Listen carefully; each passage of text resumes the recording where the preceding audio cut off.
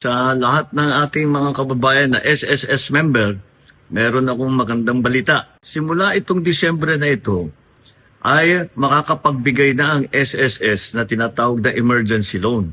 Dahil habang nasa ilalim, halimbawa, ng national emergency, ay magbibigay ng emergency loan ang SSS. Ito ay isang pautang na ang bayad ay mababa lang, 7% lang. Bukod pa riyan, ay meron tinatawag na 6-month moratorium.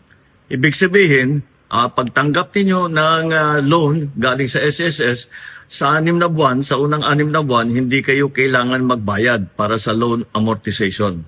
Para naman mapagaan ang inyong dala. Magagamit po ninyo itong loan na ito para sa inyong pangangailangan, lalo na, kagaya ng aking nabanggit, pagka-emergency, ito po ang makukuha ninyo sa SSS.